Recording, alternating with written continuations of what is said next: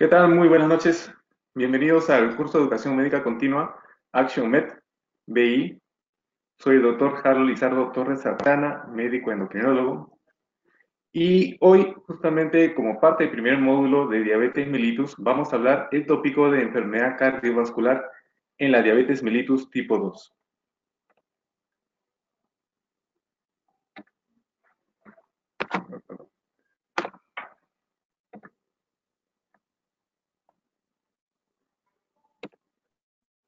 Estos son mis conflictos de intereses. Bueno, ¿qué sucede? Hoy por hoy, muchos de nosotros nos vemos como este tablista que está lidiando con esta ola llamada diabetes. Pero si pudiéramos ver un poco más allá, nos vamos a dar cuenta que en sí estamos frente a prácticamente un tsunami, una ola muy grande, que está conformada, aparte de la diabetes, por problemas como hipertensión arterial, dislipidemia, obesidad, y todo esto finalmente va a desembocar en un incremento de lo que es enfermedad cardiovascular. Esta es la agenda de los tópicos que vamos a tocar el día de hoy. Vamos a comenzar hablando algo de epidemiología, después veremos lo que son los factores de riesgo cardiovascular en diabetes, la enfermedad cardiovascular en diabetes, lo que es el manejo integral de la diabetes mellitus tipo 2, y algo vamos a hablar con respecto a lo que es el tratamiento antidiabético y la reducción de los eventos cardiovasculares. Este último tópico lo vamos a dar un poco más en extenso en otra reunión, ya que en el primer módulo de diabetes solamente vamos a hablar, como vamos a ver, de lo que es la enfermedad cardiovascular y la diabetes mellitus en sí. Bueno, ¿qué sucede con lo que es la enfermedad cardiovascular? Fíjense que en el caso de la enfermedad cardiovascular se dice que es la principal causa de muerte a nivel global y significa 17.3 millones de muertes por año. Es más, se estima que para el año 2030 esa cifra se va a incrementar a 23.6 millones. Un dato muy interesante y muy importante es que el 80% de las muertes ocurren justamente en países que tienen ingresos medios a bajos. Y esta enfermedad cardiovascular significa cerca de la mitad de las enfermedades no comunicables. ¿Por qué se está dando este incremento? Bueno, hay diferentes factores de riesgo que se están presentando más hoy por hoy. Así tenemos, por ejemplo, la obesidad. Fíjense cómo se ha ido incrementando la obesidad tanto en varones como en mujeres. También tenemos lo que es la hipertensión arterial. El 40% de las personas de 25 años a más tienen justamente hipertensión arterial. Otro problema es la dislipidemia. Fíjense que 39% de la población global se ha estimado que tienen el colesterol elevado. Y finalmente el tabaco. El tabaco que puede en algunos lugares incluso llegar hasta el 25% de los residentes su consumo. Y en el caso de la diabetes, fíjense que según la Federación Internacional de Diabetes, que ha publicado este atlas a fines del año pasado, en Latinoamérica, en América del Sur y América Central, se ha estimado que en el año 2017 hay 26 millones de personas con diabetes. La prevalencia en Ecuador y en Perú más o menos está entre 6 a 7%. A nivel global, son justamente 425 millones de personas que ya tienen diabetes. Y el incremento va a ser de que para el año 2045 esta llega a 629 millones de personas con diabetes. Es un incremento, fíjense, de un 48%. Donde está dando más este incremento son justamente en los países donde hay menos recursos. Por ejemplo, en el África el incremento llega a ser del 156%. En otras palabras, lo que sucede hoy por hoy es que 1 de cada 11 personas tienen diabetes mellitus. La gran mayoría, como sabemos, son la diabetes mellitus tipo 2. Y además se ha visto que cada 6 segundos una persona muere por diabetes. En el año 2015 se estimó que la diabetes ocasionó 5 millones de muertes. ¿Cuál es la principal causa de muerte entre los pacientes que tienen diabetes mellitus tipo 2? Yo les pregunto, ¿será cáncer, la enfermedad cardiovascular, la enfermedad renal crónica o las infecciones? Fíjense que en este estudio que siguió a 709 personas hace 10 años, se encontró que la principal causa de muerte entre ellos era justamente la enfermedad cardiovascular. Más del 50%, el 52% de estas personas fallecían justamente por enfermedad cardiovascular. Hay otras revisiones que nos indican que el resultado está muy cercano a este valor. Pero ¿por qué se da esta situación? Si nosotros pudiéramos ver un poco más hacia atrás, vamos a ver que en la fase de prediabetes, antes de que se inicie justamente la diabetes, ya existe resistencia a la insulina muchas veces. Va a haber una situación de hiperinsulinemia, que va de la mano también con disminución de colesterol HDL y la elevación de los triglicéridos, así como de colesterol LDL. Usualmente también estos pacientes suelen presentar hipertensión arterial. ¿Y todo esto qué va a conllevar? A que se instale justamente la aterosclerosis. Esta, una vez que ya se inicia la diabetes, se va a incrementar y se va a acentuar, y es solamente cuestión de tiempo para que esta situación se haga una forma más severa y pueda llevar justamente a lo que es enfermedad cardíaca coronaria. También vamos a ver en el módulo lo que son las amputaciones por enfermedad arterial periférica, y finalmente todo esto conlleva que se aumente la mortalidad y la morbilidad de los pacientes con diabetes mellitus tipo 2. Un estudio clásico, que es el estudio de CODE, justamente también nos decía que en este estadio de prediabetes ya existe justamente un incremento de la mortalidad por todas las causas. Vamos a ver que, por ejemplo, personas que tienen entre 100 y 125 de glucosa, tanto en ayunas, o incluso las glucosas postprandiales, postes de tolerancia, perdón, entre 140 y 199, que son pacientes intolerantes, también muestran un mayor incremento de riesgo de muerte por todas las causas. Y ojo que este cálculo se hizo ajustado por edad, por sexo, por niveles de colesterol, IMC, presión sistólica y también si consumía tabaco o no. En este continuum, que es justamente la prediabetes a la diabetes tipo 2, lo que vamos a ver también es que existe una mayor prevalencia de factores de riesgo cardiovascular. Tanto es así que cuando nosotros diagnosticamos diabetes mellitus tipo 2, entre el 80 y 90% de los pacientes ya tienen sobrepeso y o resistencia a la insulina. Un 80-100% van a tener justamente disfunción endotelial, un 60-80% van a tener dislipidemia de algún tipo. La más común que se presenta en las personas que tienen justamente diabetes tipo 2 es la hipertrigliceridemia, pero por ejemplo, en el caso del colesterol LDL, vemos que los diabéticos tienen un colesterol LDL pequeño y denso que es más heterogéneo. 50-60% de los pacientes que debutan con diabetes tienen hipertensión arterial, 40-50% van a presentar inflamación subclínica, 20-30% van a tener microalbuminuria, ojo, y un 10-20% con los estudios adecuados llegan a demostrarse que tienen enfermedad arterial ateromatosa. Otro estudio también, vamos, del año 93, nos demostró que cuando uno evalúa, por ejemplo, pacientes con diabetes versus pacientes sin diabetes, acá están los con diabetes de amarillo y los sin diabetes de azul, conforme se va asociando a uno o más factores de riesgo cardiovascular, obviamente la mortalidad se va a incrementar. Fíjense cómo la diferencia es bastante amplia cuando tenemos, por ejemplo, diabetes, más un colesterol por encima de 200, tabaquismo, presión arterial sistólica elevada.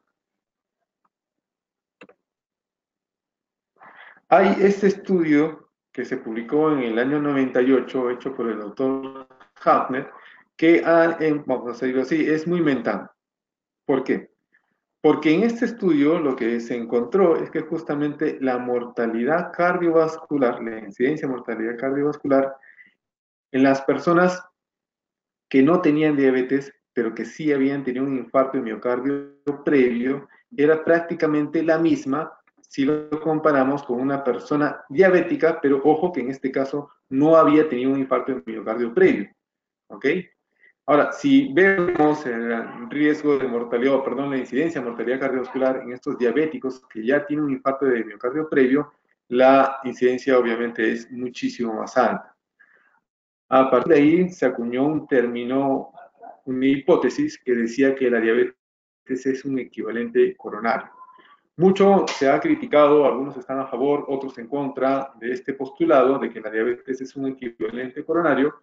Lo cierto es que con los años los estudios nos han ido indicando que por sí la diabetes implica un mayor riesgo cardiovascular en las personas que la padecen. Esta, por ejemplo, es un metaanálisis. Este es un metaanálisis que incluyó, fíjense, 102 estudios prospectivos, más de medio millón de personas estudiadas, y se hizo el ajuste por edad, sexo, tabaquismo, IMC y presión arterial sistólica.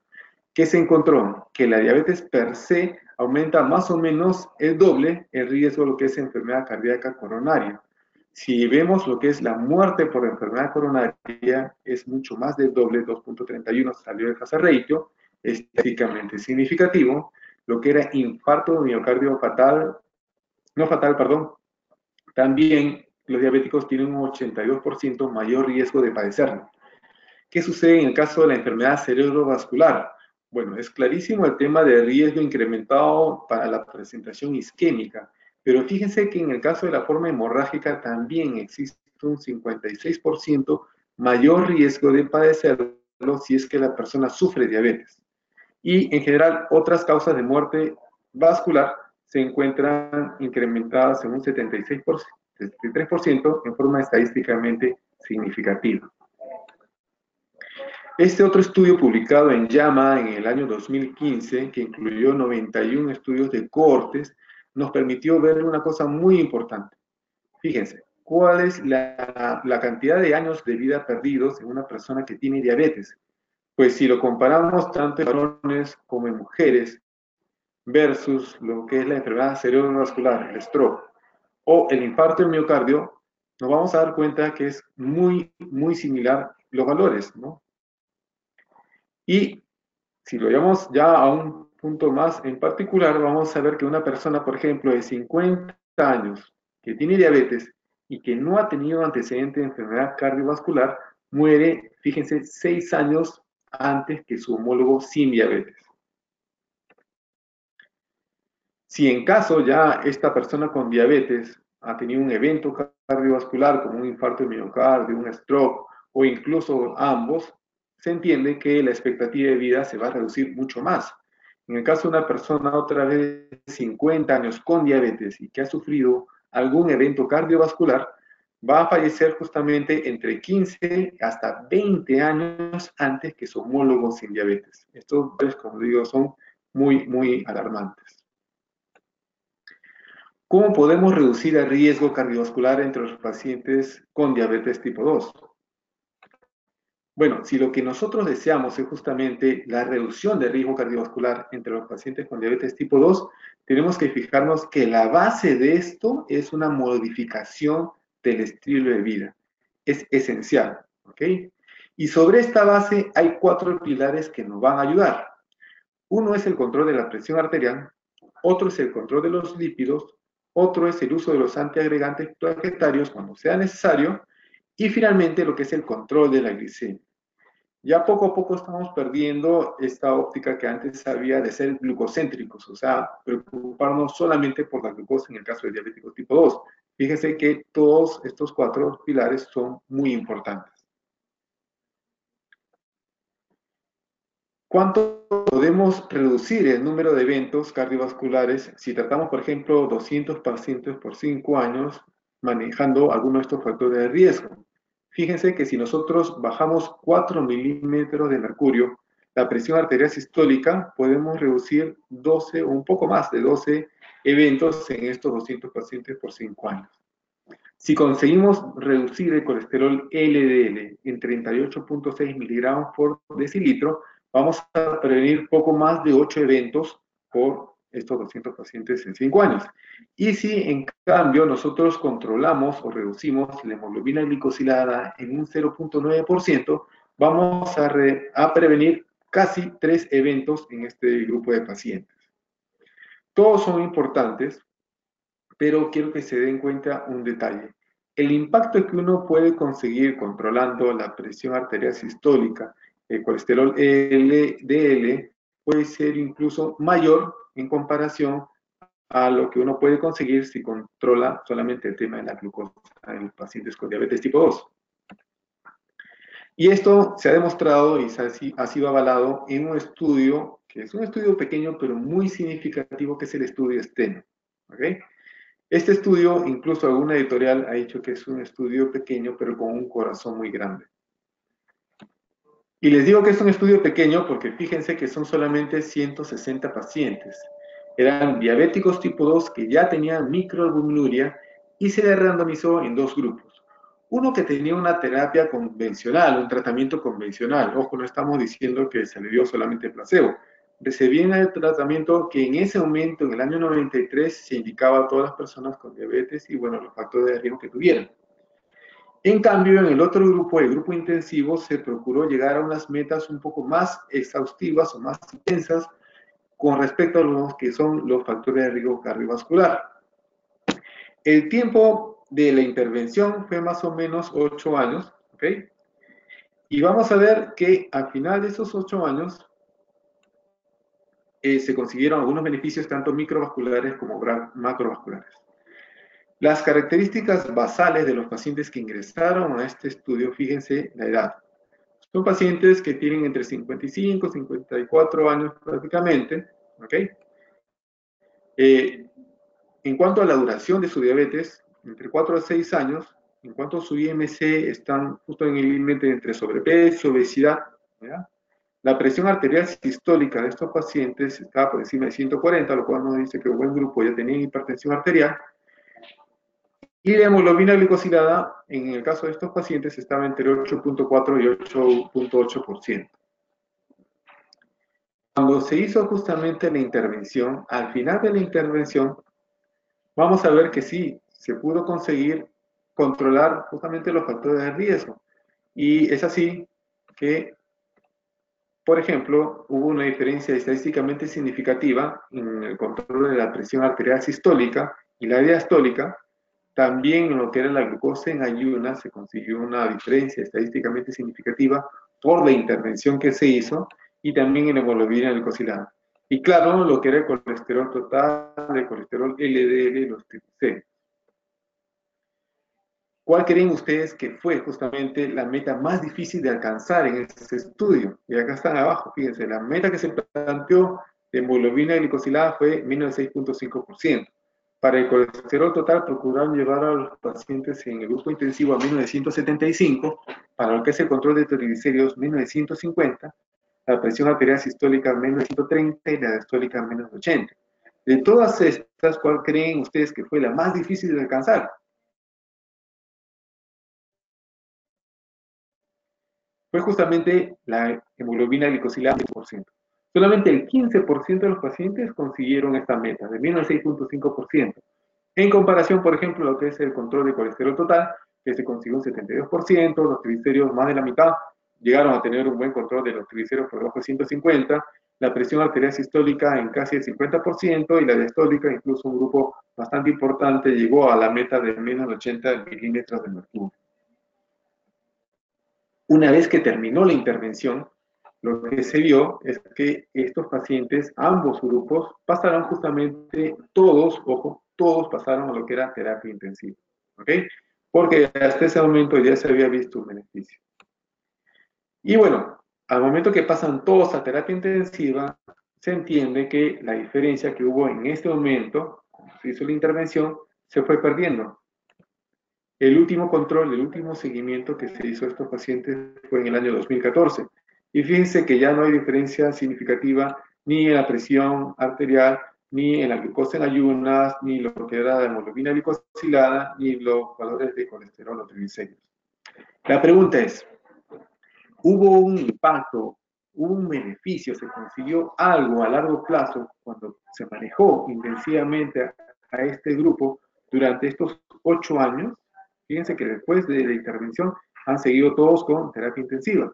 La respuesta es sí. Vamos a ver que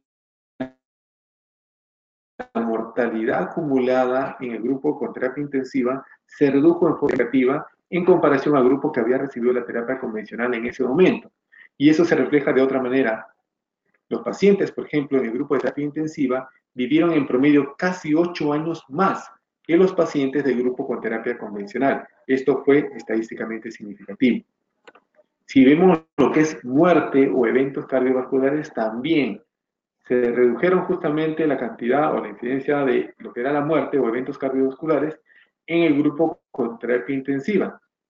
¿Cómo se tradujo esto? Pues los pacientes en el grupo de terapia intensiva tuvieron en promedio 8.1 años más libres de eventos cardiovasculares en comparación con los pacientes que habían recibido la terapia convencional. Y esto fue estadísticamente significativo. En esta otra gráfica vamos a ver justamente los beneficios tanto macro y microvasculares de la terapia intensiva. Al final, como digo, el último corte que se hizo fue en el 2014, han sido más o menos 20 años de la randomización del estudio. Bueno, ¿qué sucede? Fíjense que la mortalidad por todas las causas se ha reducido en un 45% en el grupo con la terapia intensiva. Lo que es la mortalidad cardiovascular, ¿cuánto ha reducido? 62%. La mortalidad no cardiovascular sí se redujo un 30%, pero no llegó a ser estadísticamente significativa. En el caso de las complicaciones microvasculares, la retinopatía, la progresión de retinopatía se redujo un 33%, la aparición de neuropatía autonómica se redujo un 41%, la macroalbuminuria se redujo un 48%. En el caso de la neuropatía periférica no hubo, digámoslo así, un beneficio en el grupo que recibió la terapia intensiva. Una última pregunta que les quiero plantear a ustedes. ¿Cómo podemos hacer nosotros para reducir justamente el riesgo cardiovascular entre los pacientes con diabetes tipo 2? Usando, ojo, tratamiento antidiabético.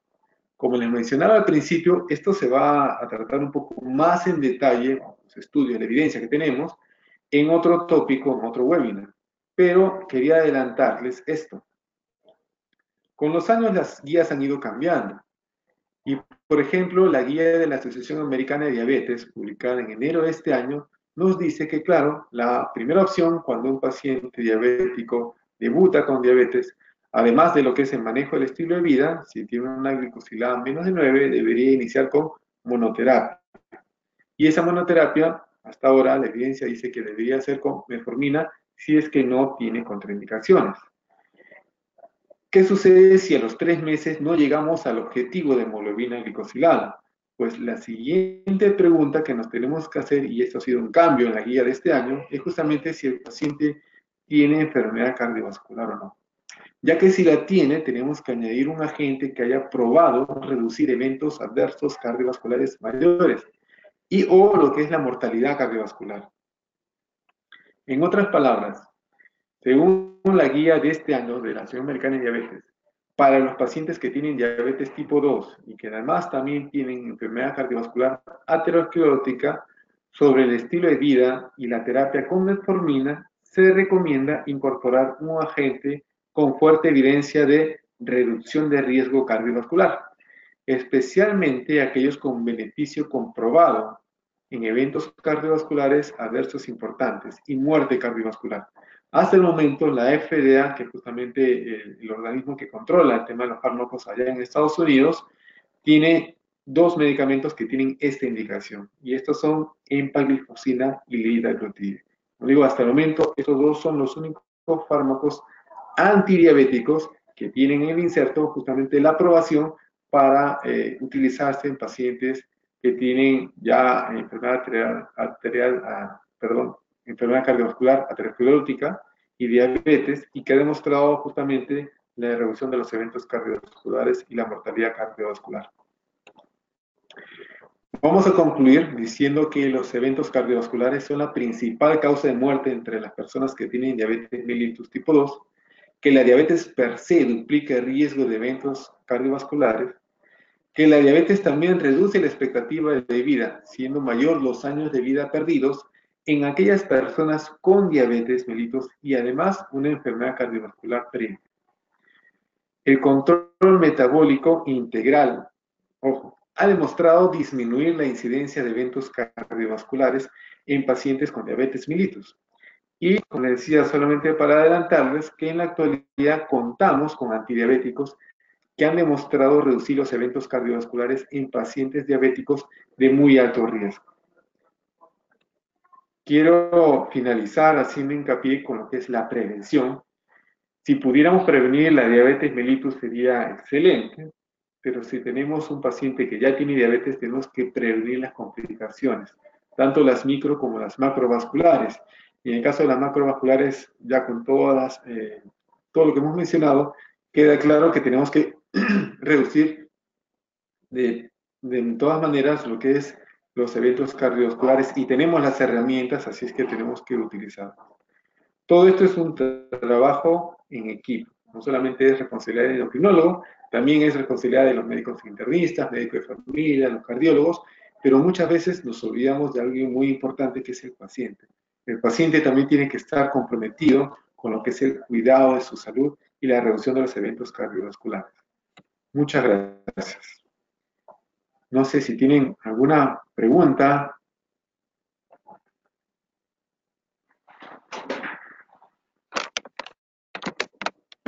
Podemos recibir justamente sus preguntas. Hay un chat que está abierto. Si alguien desea hacer alguna pregunta o quizás algún comentario.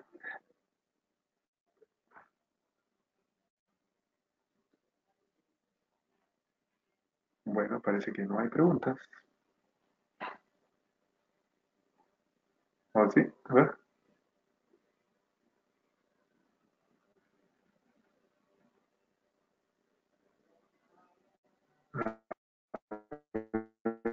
Vamos a ver. No llego a... Parece que hay una pregunta, pero no llego a verla. A ver.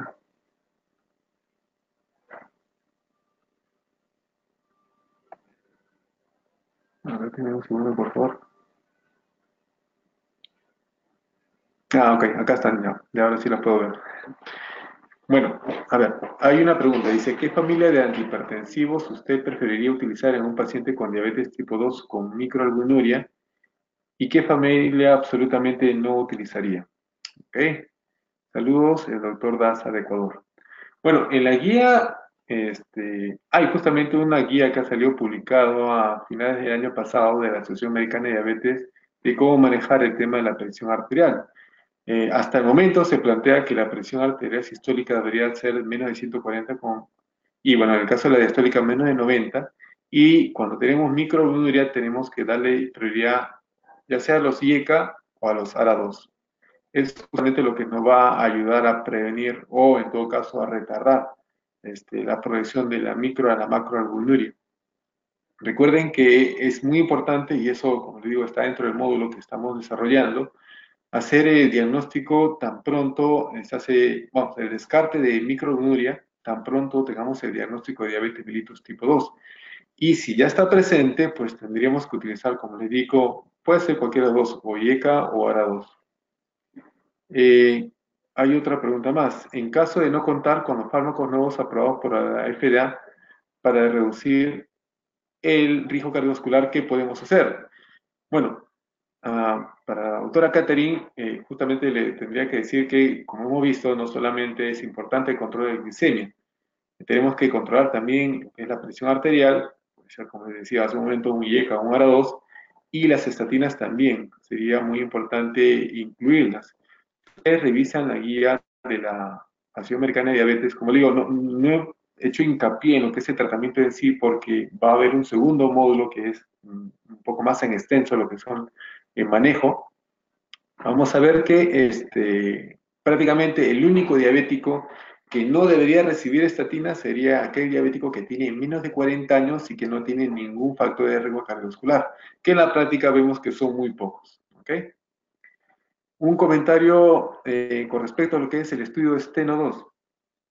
Miren, yo les decía, justamente este estudio es muy significativo, a pesar de que no es como los estudios que últimamente están saliendo, que tienen miles de pacientes, pero es un estudio bien hecho y que han podido justamente hacer un seguimiento de bastante tiempo. Fíjense que desde que se randomizó hasta el último corte que han hecho en el 2014 son 20 años, ¿ok?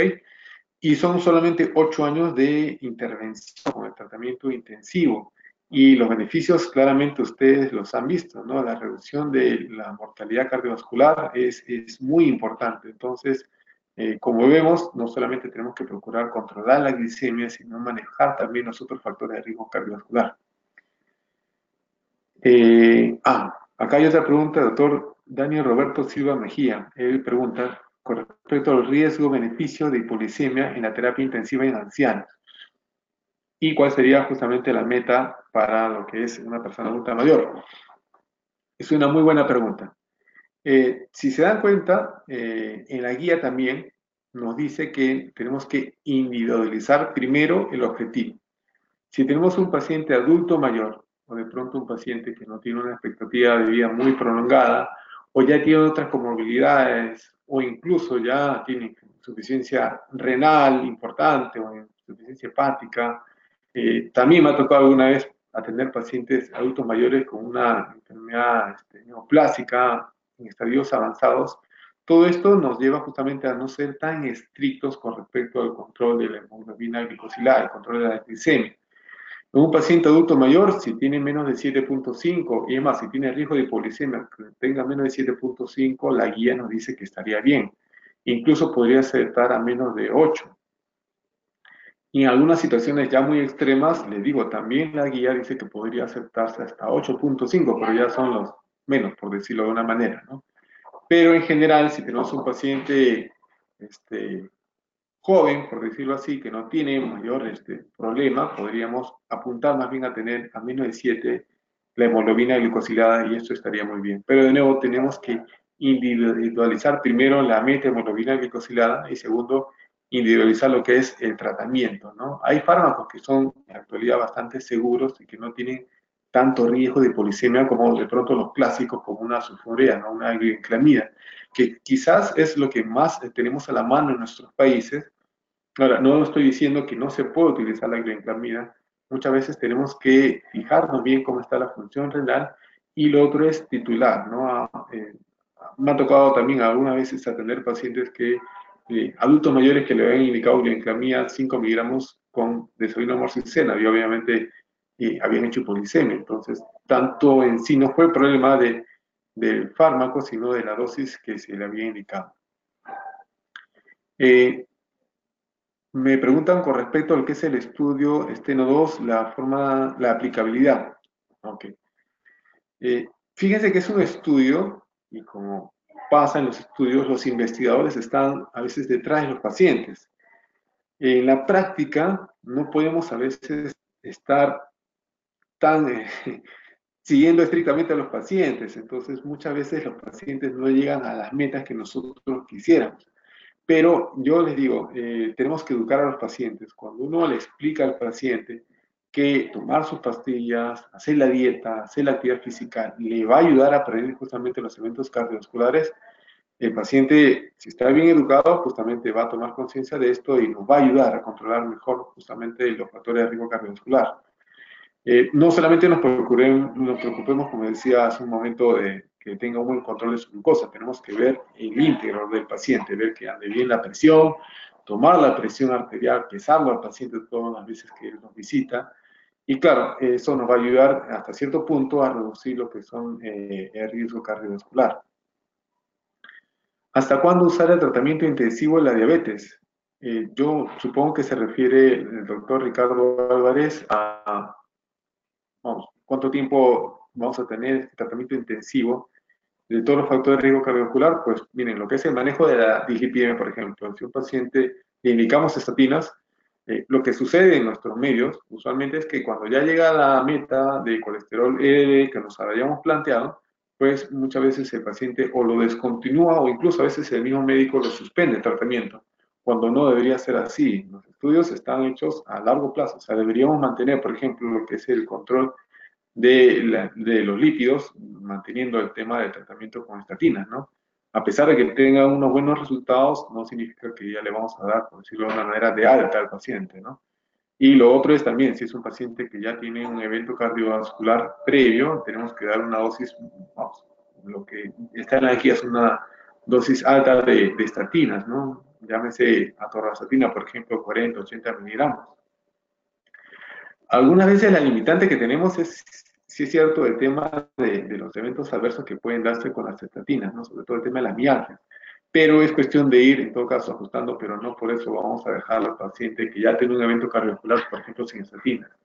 Y en el caso del control intensivo de la glucosa, tenemos que procurar que se mantenga dentro de la meta siempre. O sea, eso también a veces pasa, ¿no? Uno ve que la glucosa está bajando, hay temor a la hipoglicemia y vamos quitando medicación antidiabética cuando de verdad no debería ser así. Tenemos de pronto que ir ajustando, pero no suspenderla de golpe o darle a entender al paciente que ya se curó su diabetes, porque más bien el paciente cuando entiende mal esta situación, él piensa que puede comer de todo y cuando regresa descompensado, ¿no? Doctor, una consulta. Dice, la dosis inicial para un paciente que supera la glicosilada 8 y es una persona joven de 38 años. ¿Cuál sería la dosis de insulina? Bueno, ¿qué sucede? En el caso de la insulinoterapia, como le decía, es otro tópico que vamos a tocar en otra reunión, pero les adelanto que, por ejemplo, ¿no? Si uno sigue la guía de la Asociación Americana de Diabetes, no dice que un paciente que debuta con diabetes y que tiene más de 10 hemoglobina glicosilada, pues debería utilizarse, entre otras cosas, insulina. Si uno revisa la guía de la Asociación Americana de Endocrinologos Clínicos, ellos utilizan el punto de corte de 9, ¿no? Si uno tiene más de 9 glicosilada y tiene síntomas, de hecho que tiene que utilizarse insulina. Ahora, si es un paciente que ya está con tratamiento farmacológico y aún así no consigue una buena meta de hemoglobina glicosilada, sí estaría indicado iniciar una insulina basal. Puede ser una insulina basal tipo NPH, ¿ok? O una insulina basal análoga. En el caso de las análogas, lo que está en la guía de la Asociación Americana de Diabetes es comenzar con 10 unidades subcutáneo al día. Una sola vez al día y esa sería la dosis inicial. En el caso de la guía de LACE, nos dice que va a depender cómo está el valor de hemoglobina glicosilada. Si está a menos de 8.5, puede calcularse 0.1 a 0.2 unidades por kilo de peso. Y si tiene más de 8.5, la misma guía de ley nos dice que ya podemos calcular de 0.2 a 0.3 unidades por kilo de peso al día. ¿Ok? Sugerencia, yo, bueno, si no tiene mucha experiencia con el tema de la insulina, yo les sugeriría que si van a calcular por kilo de peso, calculen con la dosis mínima que está en la guía. En otras palabras, si tiene menos de 8.5, comiencen con 0.1 unidades por kilo día. Y si tiene más de 8.5 de glicosilada, que comience con 0.2 unidades kilo día. ¿Ok? Ajá, acá hay una muy buena pregunta. Las cifras objetivos de la presión arterial en el paciente diabético. Bueno, al doctor Tito Salinas, esto es un tópico ahorita un poco controversial, ya que, como le decía, la última guía de la Asociación Americana de Diabetes y la mayoría de guías, ojo, no todas, pero la mayoría sugiere que el paciente diabético debería tener menos de 140 y menos de 90, ¿no? Menos de 140 la sistólica y menos de 90 la diastólica. Hay algunos que plantean que podría ser un poco menos, pero también hay que tomar en cuenta ahí el riesgo-beneficio. Y también otra cosa muy importante es que vamos, son pacientes que están recibiendo diferentes fármacos, ya están con polifarmacia, a veces saturarlos vamos, con muchos fármacos quizás no nos va a aumentar, perdón, no va a conseguir una reducción significativa, pero eh, le diría que si el paciente está con menos de 140 y menos de 90, de momento, al menos hasta donde están las guías, la mayoría de guías, estaría bien. Seguramente el doctor tiene la consulta con respecto a lo que es el cambio de la nivel de presión arterial sistólica, ¿no? Que es, según ahora, menos de 130, o a partir de 130 es hipertensión, pero le digo, al menos como esto ha salido recién, las guías no han cambiado, no sé si de repente de acá a unas semanas o quizás ya para el próximo año la guía vaya a modificarse de alguna manera para los que son diabéticos, pero de momento sigue siendo la meta menos de 140 con 90. A ver, en una diabética gestante, ¿cuál sería el mejor manejo? La doctora Blanca Luz Sáenz Vivar. Bueno, estamos saliendo un poquito del tema, pero les digo, ¿no? En el caso de la mujer gestante diabética, Una cosa es la diabetes gestacional que se instala durante la gestación y otra es la diabética pregestacional, o sea, antes de salir embarazada ya era diabética. Eh, hay diferentes estudios incluso que nos dicen en la actualidad que la paciente diabética, por ejemplo, que está con metformina, sale gestando, podría seguir con metformina, ¿ok? Pero en el caso de la sulfurias, sí, las revisiones nos dicen que si usa una paciente diabética que está utilizando sulfurias, es mejor suspender. ¿Cuál de los medicamentos se puede utilizar también para lo que es gestación? La insulina. La insulina. Y vamos, hay dos insulinas básicamente que tienen más evidencia, ¿no? Que es la NPH y la insulina de Temir, ¿no?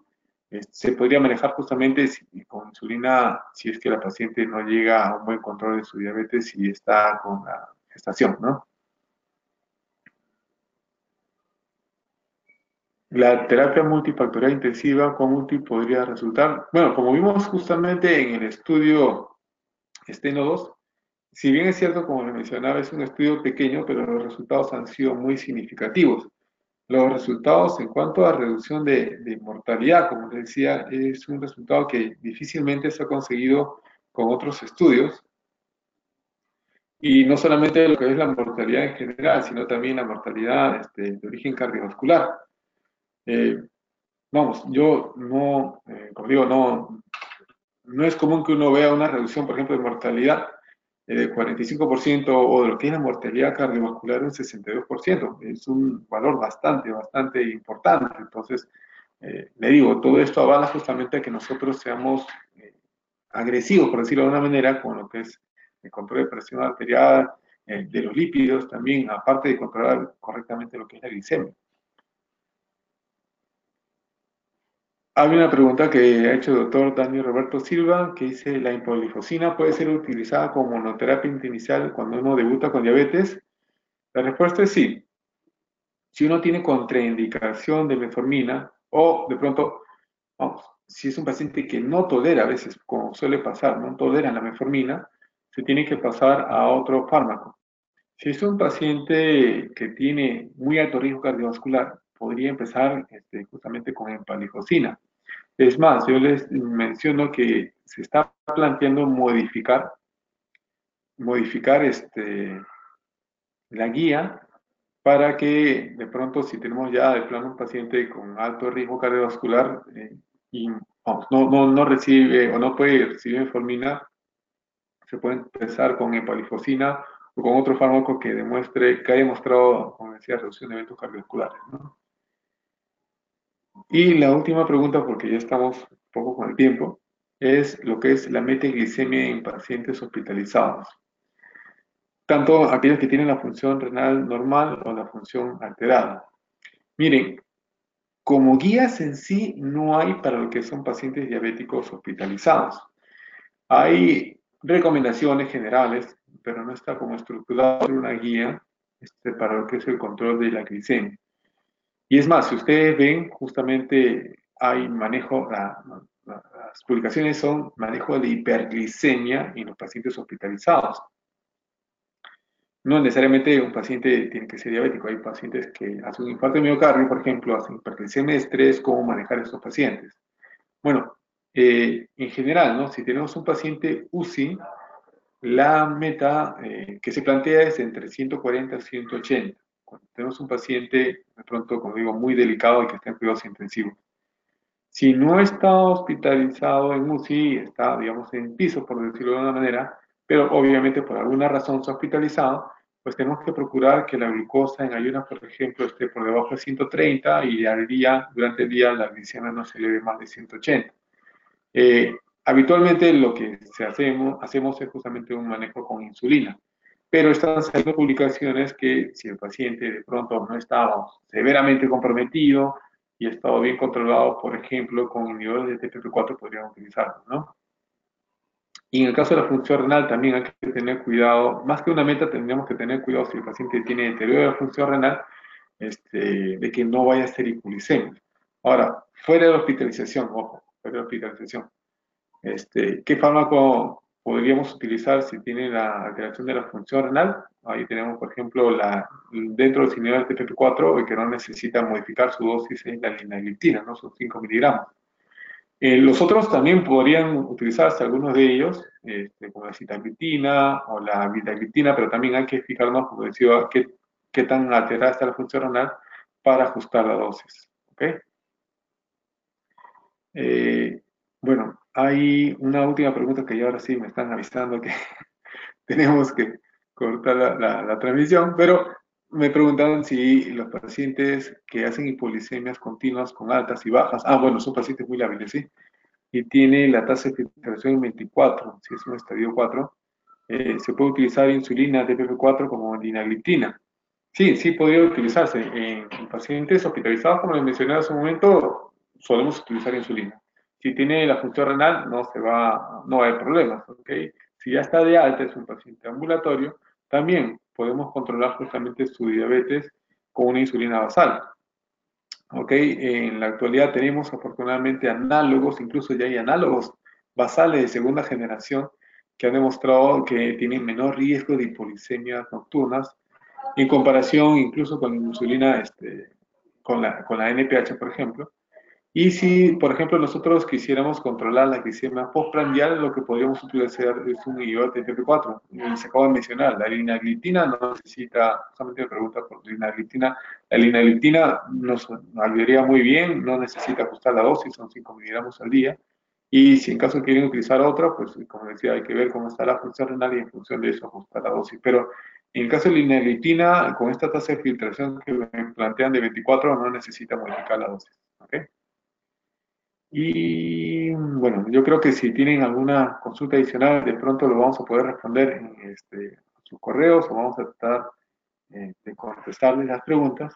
Muchas gracias por su atención. Yo espero que haya sido de provecho para ustedes, igual que el módulo. ¿Okay? Como les mencionaba en el video de introducción, hemos procurado recolectar las recomendaciones de las guías más importantes, actualizadas, y esas se han plasmado en el módulo de diabetes, así es que espero que para ustedes sea muy útil y muy provechoso. Muchas gracias por su atención y conmigo será hasta otra oportunidad. Muchas gracias.